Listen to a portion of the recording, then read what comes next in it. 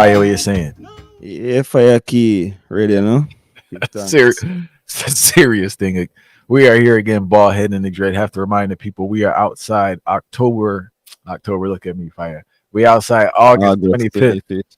Sunday, August 25th. We are outside bald head in the dread podcast party, live music, live podcast at the Ito Kitchen, 1032 Union Street, Brooklyn, New York, from 6 p.m. to 9 p.m. or later, depending on the vibe. So make sure you pass through, show some love. Fire, what reason about today? Yeah, to the very reasonable, interesting topic where I take place in the household across the board. Sure, a lot of people can relate. Yeah, it's the internal competition where take place within relationships where there's these all of these facades going on and back and forth going on as opposed to it being a union, so to speak. And when it not have to be this picture perfect union all the time. We know that. But at least it's not supposed to be that big tussle. And we're not talking about the physical tussle, the mental tussle where I go back and forth between people within relationship. It kind of distorted, In regards to this relationship now, is that I notice people struggle when their spouse has any form of success. And as you said earlier, that kind of goes against the whole unionship of relationships. Now, before we continue, far right, I'm pretty sure you can chime in on this before we get into it. I have to put a disclaimer. There are some people that don't do well with success. When they experience things, fire, their head fly off the handle and they just start behaving in a way that's not conducive for both parties. We have to acknowledge that. Now, putting that to the side, um, a lot of people struggle with a successful spouse, both men and women. A lot of times the brother wants a woman, which is very bugged out. A man may complain about wanting a woman that achieves certain things, but when she achieves those things, he feel a way about it. Or a woman may want a man that achieves certain things, but once he achieves those things, she feel a way about it. You know, and it's a mixture. I don't know if it's a power dynamic. They feel like their success is taken on. Especially, I'm gonna talk about the men first. I don't know with the men when they're jealous of the woman, if they feel their success is taken away from their power traditional roles. I don't know if it's a vibe where they feel a way where they're getting more attention. It could be numerous things, but the whole point is that you should be supporting your spouse, because if we're dealing with union and we're dealing with togetherness, with your spouse winning, you would be winning. And far, it seems like this reasoning ties into what we spoke on before in regards to like that key component of manhood or womanhood is being happy for the other's success. And because you haven't conquered that, now it's kind of straining your relationship with your person that you're supposed to be building with. Because if you're supposed to be building fire, right, and like building long term, and the success is not a detriment to the household, the success is not a detriment to the health, physical or mental, or taken away from time, I don't really see why it should be a grudgeful vibe towards the person's success. And I'll love to say what the comment section says, especially from the women, because like I hear it, a lot of brothers is like they want this and that, and when they get it, fire, they feel away when the woman's achieving certain stuff. Now, I pointed earlier, if like she's talking down to you and carry on, yes, but like a lot of times that's not the case. She just they're chilling and winning, and like they feel a real way about that. Far right, I'm pretty sure you observed this or heard these stories in your life so far. Mully per time, man, because here what happen now is across the board, and across the board, it's more like everybody think about. The funniest part before me even get into that, the funniest part is a lot of these people outside of relationship, they would be happy for other people's success.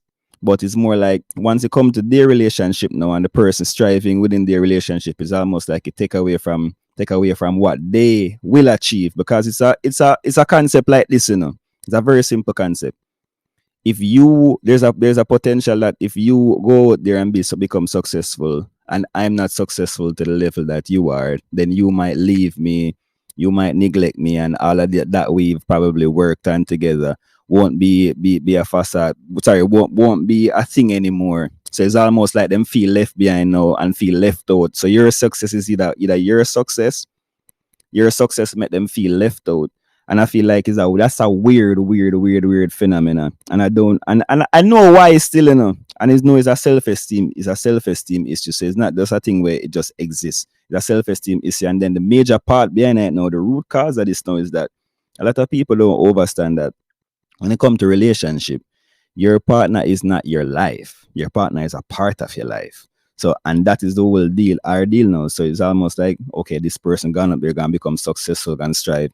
So what if they get all of these different assets or acquire all of these things? Then who am I now in the piece of puzzle? Not understanding that the relationship, importance of your relationship and the role that you play within that relationship, strengthen that person to work, to go out there and fight, knowing that they, if they come back now, you should be that person's solace and be that person's joy. But instead, you overthink it and overanalyze it. Then your low self-esteem now come in the way now, and that start affect every single thing. Because a self-esteem issue really affect the whole thing in a fire, where people can look behind them nose when it comes to somebody right beside them who they are with. They feel like it's a competition, and understanding is a motivation as opposed to a competition. Why you can't get motivated by your partner rising up the ladder? You're not supposed to feel like it's a competition, but it's just the way how people think and analyze it, and then it's a matter of what them. It's an internal reflection, how I see myself, and this is what I probably, if I rose up the ladder and my partner is not the same place with me financially or whatever it is, then probably I would leave that person, or I would feel like that person is dragging me down. So you know what? That must be the same thing that my partner is thinking. Serious thing. Insecurity is definitely the key to the thing. And also too, I just want to touch on this when we're talking about success, we're not just talking about finances, we're just talking about in anything, because you notice with any aspect of a person's life when they're trying to strive and improve themselves, it's an issue. Not all the time, but a lot of times, unfortunately. There's another aspect too, far in the sense that like people struggle, like with actors, they always talk about typecasting people. We typecast each other. So it's like I know our Tarchi from those times, right? And I just have the way our Tarchi was at that time. That's it. I don't want to see our Tarchi in no other way, far right? Because once there's any other deviation, unless it's a decline, it seems like we love to see the decline and praise the decline. But when there's a growth in regards to the person now, it seems like we have an issue with that. And I think that ties into couples in the sense that, and that's where you really see the problem, far right? If a person grows during that relationship, put money to the side. I mean, grows, becomes better. Sometimes it becomes an issue. Sometimes it becomes the issue. And you know where I see it happen the most? With the food thing. When people change the way that they eat, it seems like that mash up the relationship ASAP, or they start working out. If both people aren't on board with that change or that growth, it seems like it's a very destructive process. Yeah, So because it's it just changed the dynamic. It I changed the dynamic now. And with when the dynamic change, when the dynamic changes, almost like somebody has said to you, say, "Oh, but this is how you met me." Because you say this concept of, "Oh, this is how you met me," and you were comfortable with how you met me, so you should accept me for what I am. No, but you can't really accept the concept of stagnancy, because you see if somebody's stagnant and now grow to certain levels, and if like, and it might come off as, okay, you have this expectation, but it's fine for to certain levels. It's fine for even have an expectation of how a growth supposed to stay. Not that the growth will always be constant within these particular phases, or it have the same pattern all the time. But you can't be a person who will grow, and then the person who is directly beside you, who you spend most of your time with within the same space, is not growing to certain levels or a certain extent, or even feeding off your vibration, so you can grow up on a collective effort. That mean that is a major red flag. And I think most people see these red flag, but it's almost like a sense of, okay, we're already within this situation, so let's carry out the situation. There's a possibility that this might happen, but then they never really address the problem at hand, or even talk about, okay, so talking about, I sound weird, but talking about certain basic issues is a no-no, because people within relationships at times too, they don't really want you to talk to them about. Yes, when it's all joke, when it's joke and all of these different things, it's good. But yes, when time it comes to serious conversation, we're direct towards you. Okay, we need to improve in this area, and this is what is lacking. It's almost like a sense of attack too. No, big time. It's a serious sound. And you brought up a great point in regards to the that avoidance of real conversations. And I want to tell all the brothers and sisters out there is that, man, that's a key component where you're mashing up your relationship. You got to work on yourself, man. You have to work on yourself. You have to work on yourself to be a point to, man. It's like Jada Kiss got a line where he say, uh, support a stranger and hate on a brother we know. And it's like it's the most realistic thing because the closer a person is to you, the more jealousy you have of that person. And I think that goes back to the typecasting energy we were speaking about earlier. And I want to say, man, like if you have a real person in your life, you have a significant other, you should be like their biggest cheerleader, should be their biggest support system because you are a unit. You guys work together towards common things, you know, and I don't know, man. It's just like it's definitely something that I had to learn early because I didn't grow up around it and give thanks I did learn it. But like a lot of people don't have any support at all, whether they're in a relationship or they have a big family. And I think in your marriage, you definitely should have that support system and that help you grow, you know, moving forward. There's another aspect too I wanted to bring up that ties into this. I mentioned it earlier, but I want to delve deeper. Is that like you have to have a better relationship with success, Farai. And I think that's why success, and when I say again success in the basic term of accomplishing an intended goal, not necessarily, you know, just dealing with monetary, is that some people can't handle no success fire and they go off the they go off the railing and they like they flip around now and become disrespectful or demeaning towards their spouse. And that's another uh complaint specifically from brothers I've been hearing about the sisters is that like they really struggle with their own success.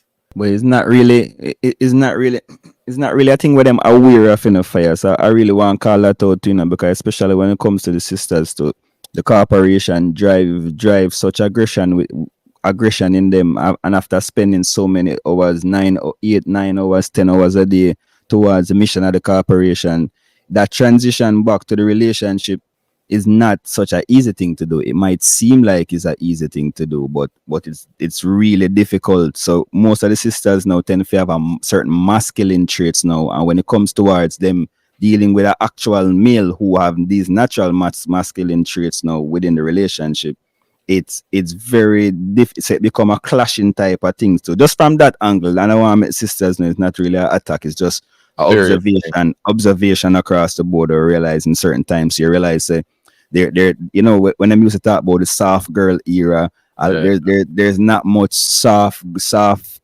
females around now who know to be soft and have that success and still be soft with that success now, and then let the masculine energy balance it now, like vice versa too.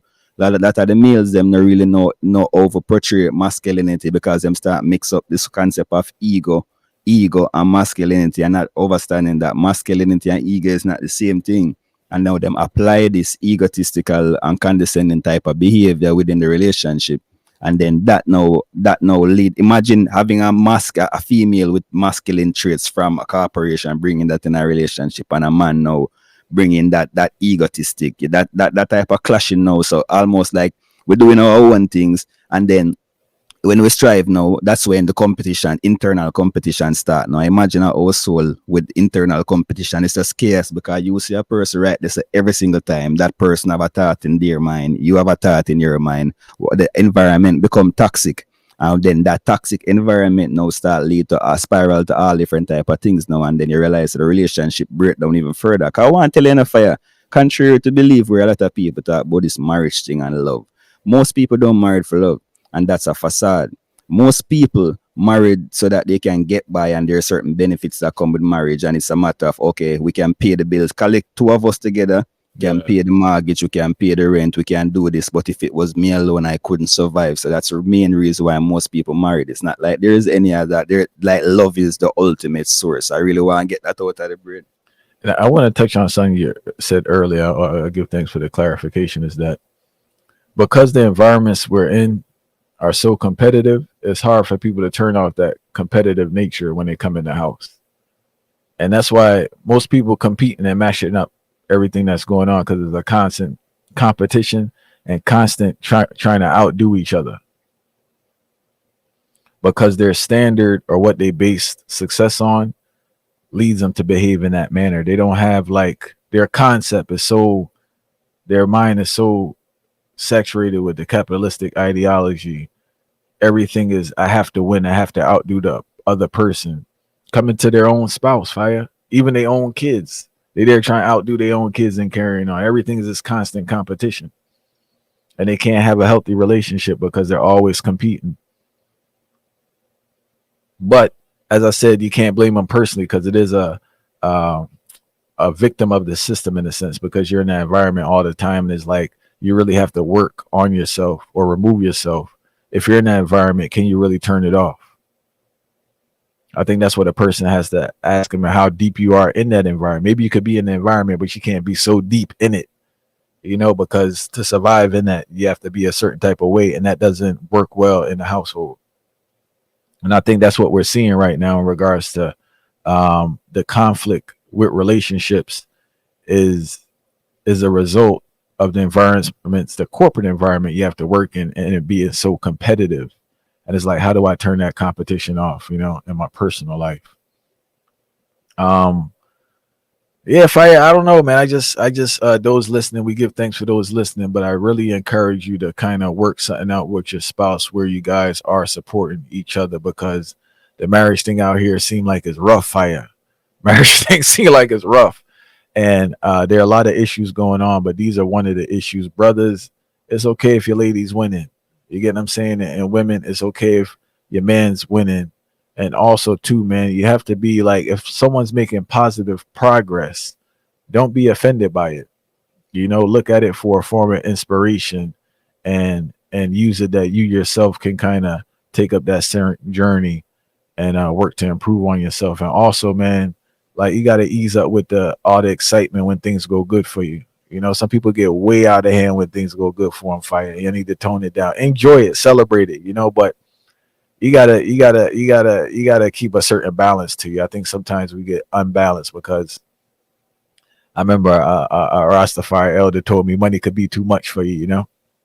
And I said I understood what he said when he said that because certain things happen to people fire and they just go way off.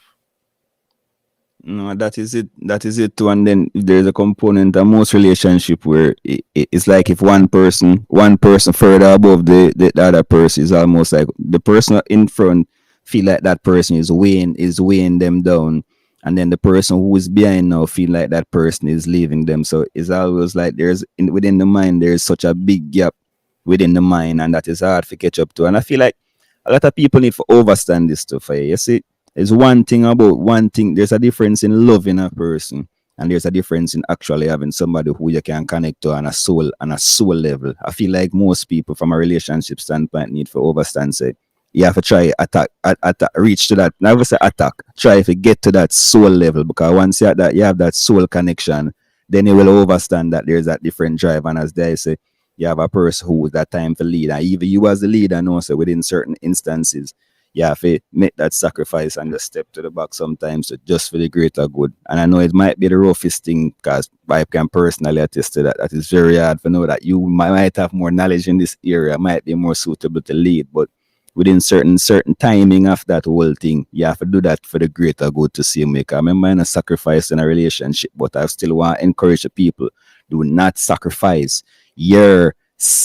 Don't sacrifice yourself for any relationship at all because that is not a good thing. That will always come back and backfire upon you.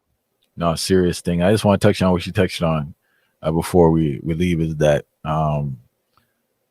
to really be a good leader, fire, you have to understand and have discernment, as the Christian brothers would say, in regards to when to lead and when to follow. And I think that the leader, the definition of leadership that we've been given is of what totalitarian. The word they would say is just absolute. That's not leadership, fire. One of the key components of being a leader is following and understanding at the moments when other people need to lead. And I With think your mind all over the place, you can't lead me still. so you need to like analyze and identify the talents and strong points of you and your spouse and see the areas that one person leads, the other person leads, or it's a collaboration on certain things. But more than anything, if you have somebody dealing with progress, give thanks. Easy with the grudge and easy with the jealousy. See what you can learn from them. Be supportive. Be happy for them. Ah, It's see just that? better for you. It's just better for your energy and better for everything in the household. Men. What can you learn from them, Fire? I feel like that way you can learn from them is so very important because most time we always think so like okay, that person have it and then we're nothing at all. Try learn something from them and you can. And the hardest thing for most people to do in a relationship is learn from the person who is so closest to them. They rather learn from strangers and outsiders, which is very Oh weird. no, it's not weird. Fire. It's a. Listen, man. I've been reading Black Jacobins again. But CLR James. Yeah. And like what I've been preying for, right, is just that, man. Like we don't. Well, I can't. Well, we don't speak enough about like this residual from slavery, far right. And I think one of the key components you brought up something that a lot of people go through is that women are trained not to respect black men.